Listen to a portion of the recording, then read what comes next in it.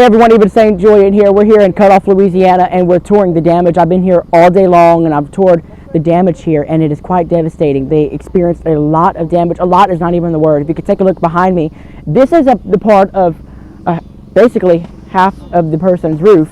It was over their carport. Literally, totally came off. You could see a missing part of their house.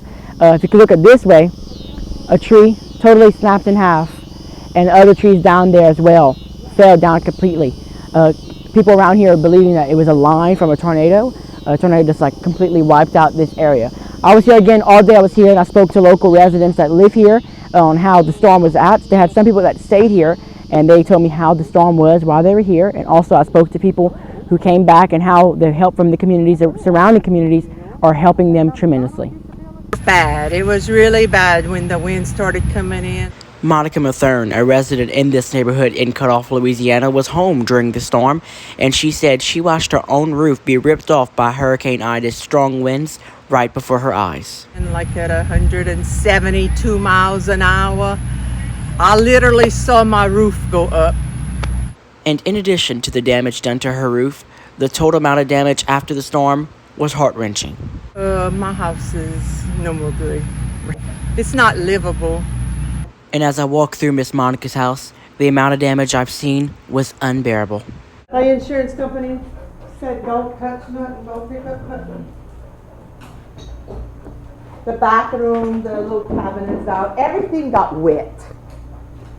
This is, there's no electricity in Cutoff, so this is her dining room area.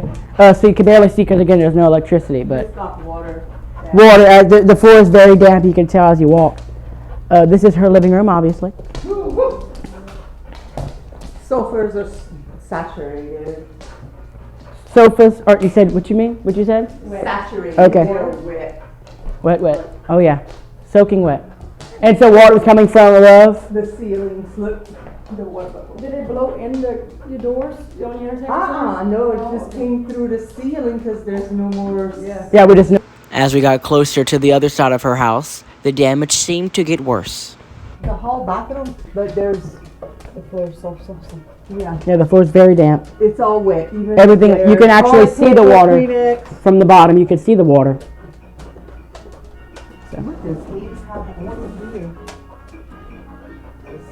Each room got wet, got water in.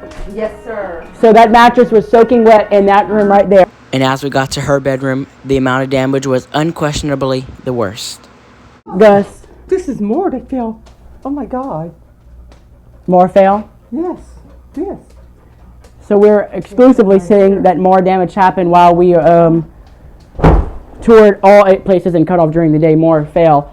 This was, whose room was this again? This was mine. This was the master bedroom. This was Miss Monica's room.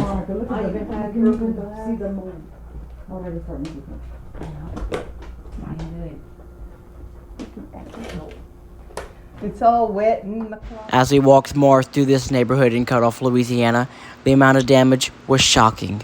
So it's like a ghost town here. There's barely anybody home, as most of these houses are severely damaged. Where they at? Yeah, a lot of people evacuated to different states, family up in the north section. And lots of people already started picking up their, Yeah, I guess, but now debris they left want in the you to yard. separate the roofing from the shingles, from the trees. But you can see, I mean, as we're walking down this road, just mass devastation from this storm, Hurricane Ida. Many people around here that I spoke with tonight are 100% sure that this hurricane was a Category 5 when it hit here. This part of this roof was from this building across the street, came right across the street. That just shows you how strong the winds were from Hurricane Ida. You can see these trees right here. We've seen so many trees either snapped in half or directly on the ground. Just I'm speechless. I don't know how to say and explain how much devastation this is. I just want to remind everybody, we take a lot of things for granted every day, and looking around, nobody has their homes right now. They have no electricity until September 29th, supposedly, that they're being told. So it's kind of like a devastating thing to be living in. So count your blessings. And lots of the Cutoff residents are thankful for the donations and help they are receiving from the Acadiana people, as they're described as blessings.